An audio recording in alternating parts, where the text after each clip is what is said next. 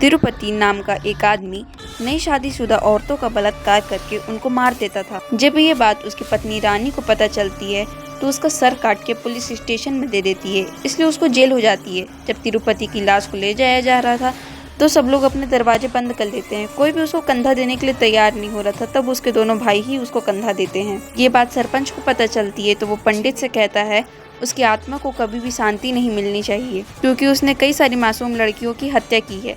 तब पंडित ने उसको समाधि दंड देने की बात कही। अगले अमावस्या के दिन उसको खड़ा करके मुर्गे के खून से नहलाया जाएगा। फिर लोगों की पैर के नीचे की मिट्टी और नाखून डाल के दफन कर दिया जाएगा।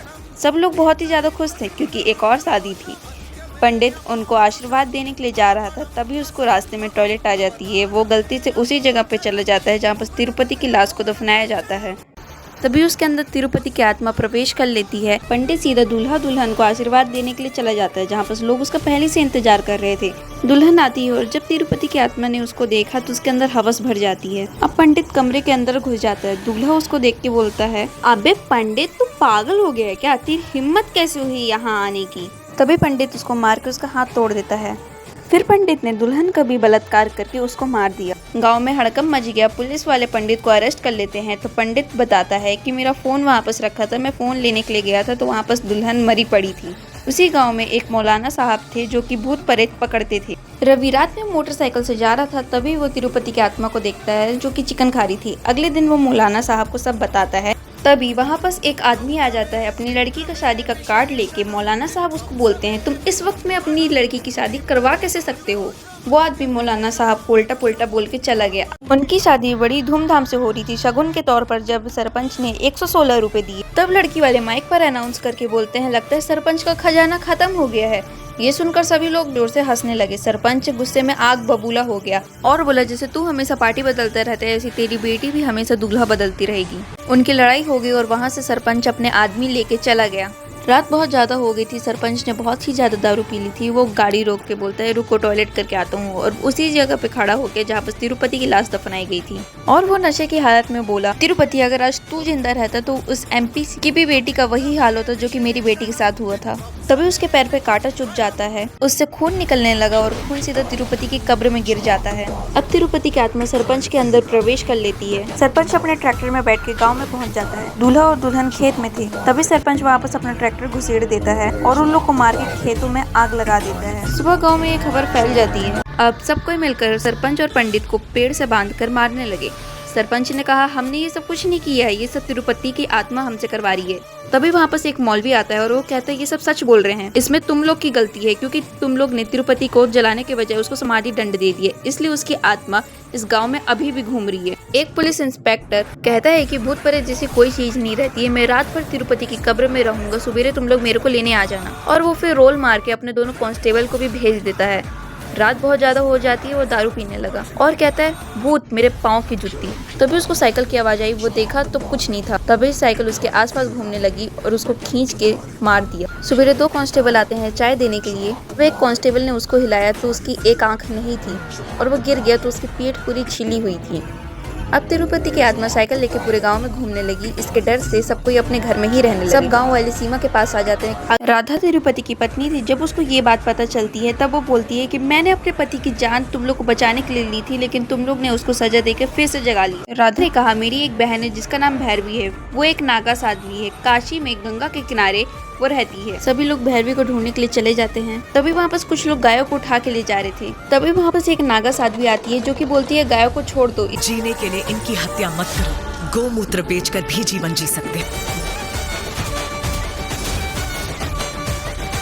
गांव वाले ये सब देख के समझ जाते हैं कि यही भैरवी है और उनसे सब बात बताते हैं कि हमारे साथ क्या हुआ। भैरवी ने कहा, ये सब तुम्हारे कर्मों के फल हैं जो कि आज तुम्हें झेलना पड़ रहा है। एक आदमी ने कहा, भगवान ने भी हमसे मुंह मोड़ लिया है। ये सब सुन के भैरवी क्रोधित हो गई। एक इंसान ने बोला कि आप कृपया करके हमारे साथ चलिए, तो भैरवी मान गई और वो ओदेला चली गई। वहाँ पर उसका आदर सत्कार हुआ। वो चल के सीधा तिरुपति की कब्र के पास चली गई।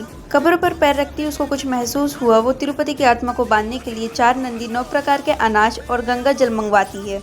ये सब सामग्री को उसने तिरुपति की कब्र पर अर्पित कर दिया। फिर भैरवी ने अपनी जटाएं निकाल के नंदी को बांध दिया। फिर भैरवी गांव वाले से बोलती है, आज अमावस्या है, कल महायज्ञ होगा, फिर उसके बाद तिरुपति की आत्मा को हमेशा के लिए मुक्त कर दिया जाएगा। तब तक किसी की परछाई इस कब्र पर नहीं पड़नी चाहिए और ना ही कोई नंदियों को छुएगा।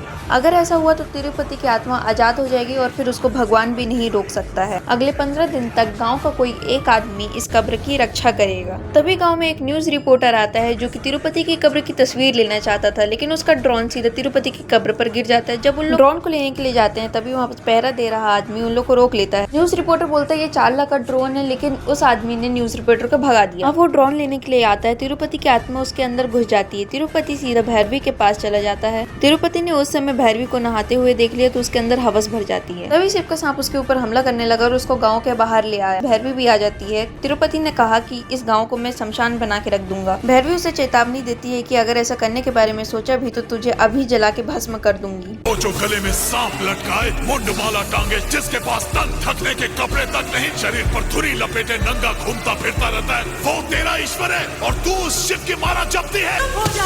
शैतान अयोध्या, मथुरा, माया, काशी, कांची, अवंतिका जैसे पवित्र स्थानों पर जो तपस्या कर चुके हैं, तू उन्हें चुनौती दे रहा है शैतान। अब गांव वाले तिरुपति की आत्मा से मुक्ति पाने के बाद एक त्योहार बनाने की योजना करते हैं, लेकिन तभी तूफान आ जाता है। खिड़कियों के कांच टूट जाते हैं। जब भैरवी बाहर जाके देखती है तब तिरुपति की आत्मा बोलती है इस गांव में कोई भी त्योहार नहीं बनेगा, मैं पूरे गांव को जला के राख कर दूंगा। भैरवी तिरुपति की आवाज का पीछा करती है। अब तिरुपति की आत्मा ने राक्षस की पूजा करके अग्नि, वायु, जल और भूमि इन सबको प्राप्त कर लिया था। अब तिरुपति ने गांव के चारों ओर एक घेरा बना दिया। उस घेरे के अगर कोई बाहर जाने की कोशिश करता तो उसका सर कट जाता।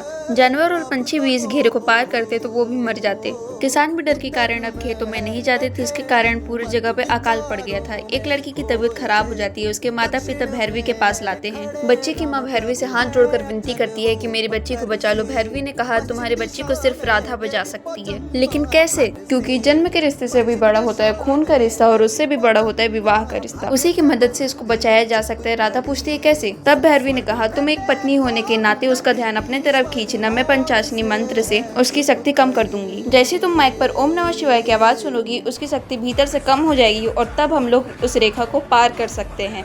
राधा बिल्कुल वैसी करती है, लेकिन तभी तेज तूफान आ जाता है। बिजली विभाग वाले गांव की लाइट काटने का आदेश दे देते हैं। दूसरी ओर जब गांव वाले लकीर को पार करने ही वाले थे तभी लाइट कट जाती है और माइक बंद हो जाता है। अब तिरुपति की आत्मा क्रोधित हो उठती है। तिरुपति गांव वालों के सामने आ जाता है और उसी बीमार लड़की के अंदर समा जाता है। लड़की ने पास में रखी आरी उठाई और एक ही झटके में राधा का सर काट दिया। जैसे राधा ने कभी तिरुपति का सर काट के उसको पुलिस स्टेशन दिया था, अब वही तिरुपति करता है। सेम वही कहानी दोहराई जाती है। भैरवी को अपनी बहन की मौत का बहुत दुख होता है। अब भैरवी तिरुपति की कब्र के पास आ जाती है और वो बोलती है तुम पूरे गांव में लाशों का ढेर लगा रहे हो, हर तरफ डर का माहौल है, हम क्या करें जो तुम्हारी आत्मा को मुक्ति मिल जाए। तिरुपति ने कहा मैंने भी इनसे बहुत विनती की थी कि मुझे छोड़ दो, मुझे समाधि दंड मत दो, लेकिन किसी ने भी मेरी नहीं सुनी। अब मेरी आत्मा पीड़ा में तड़प रही है। भैरवी पूरे गाँव वालों की तरफ से माफी मांग के कहती है कि तुम्हारा परिवार सड़क पे आ गया है, यहाँ तक कि तुमने अपने पत्नी को भी मार दिया है। तिरुपति एक ही शर्त पर गाँव वालों को माफ करने के लिए तैयार होता है कि भैरवी अपनी सुंदरता उसको सौंप के उसके साथ शादी करके अपने शिव को छोड़ दे। गांव वालों की भलाई के लिए वो त्याग करने के लिए तैयार थी। प्रभु मैंने छोड़ दिया सब, जिस पल से है पाया तुम्हें, बाबा माने है राह दिखाई, बैरागी तुम भी सुन लो हमें, बंधन से हूँ बंधी हुई और आंखों से आंसू बह रहे, रोते मन से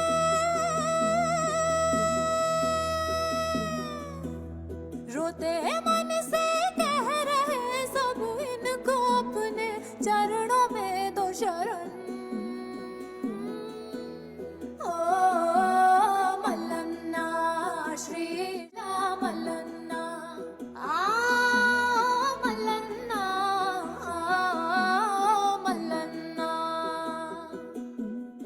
तभी वापस तिरुपति आ जाता है। भैरवी की सुंदरता देखकर उस पर झपट पड़ता है, लेकिन तभी उसको एहसास होता है कि मेरी कोई कब्र खोद रहा है। अब भैरवी ओम नमः शिवाय का जाप करने लगी। ये सब देख के तिरुपति उसको जलती आग में फेंक दिया और उसने कहा मन को उस पर न्यौछावर क्यों कर रही है, मुझ पर कर।